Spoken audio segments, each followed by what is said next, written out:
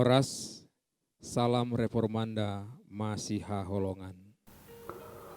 Firman Tuhan untuk kita hari ini diambil dari Roma 7 ayat 6. Tetapi sekarang kita telah dibebaskan dari hukum Taurat, sebab kita telah mati bagi Dia yang mengurung kita, sehingga kita sekarang melayani dalam keadaan baru menurut roh dan bukan dalam keadaan lama menurut hukum Taurat.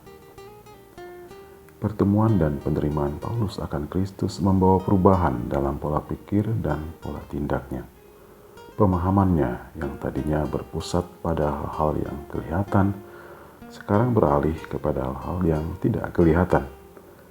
Yang tadinya aktivitas hidupnya senantiasa berorientasi kepada hukum Taurat, sekarang beralih kepada ajaran dan karya Kristus.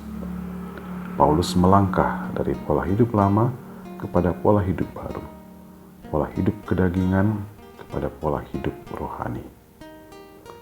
Tidaklah mudah untuk beralih dari kehidupan lama kepada kehidupan baru, apalagi jika kehidupan lama itu sungguh sangat menyenangkan. Tantangan berat yang harus dihadapi ketika kita mau meninggalkan kehidupan lama adalah kemapanan dan kesediaan untuk belajar dan berkorban.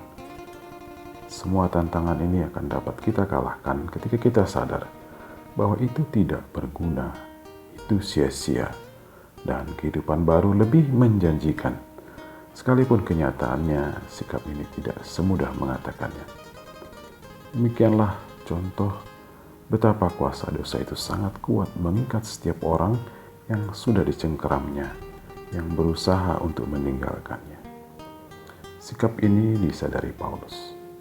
Ia mengatakan, setiap kali ia mau mengatakan dan melakukan yang baik dan benar, saat itu juga kuasa dosa menghalangi dan berusaha menggagalkannya. Hanya oleh dan penyertaan Roh Tuhanlah kita dapat mengalahkan semua godaan dosa itu. Kondisi inilah yang akan diungkapkan Paulus dalam hal ini ketika ia mengatakan, sekarang kita telah dibebaskan dari hukum Taurat.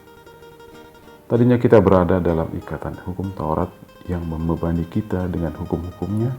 Sekarang kita telah melangkah masuk ke dalam ikatan Roh Tuhan yang memberi kita kebebasan dan anugerahnya untuk mampu melakukan apa yang ditunjukkannya kepada kita. Di sini Paulus menggambarkan suatu paradoks antara dua keadaan manusia, yaitu hidup tanpa Roh Tuhan dan bersama Roh Tuhan. Hidup di dalam daging atau hidup di dalam roh. Sejatinya orang percaya hidup kita sudah berada dalam hidup bersama Roh Tuhan. Amin. Marilah kita berdoa.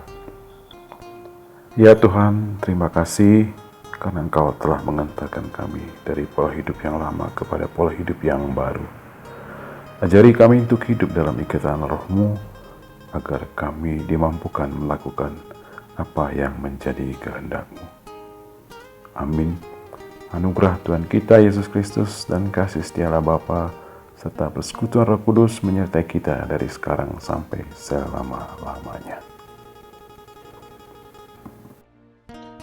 Demikian renungan kita pagi ini.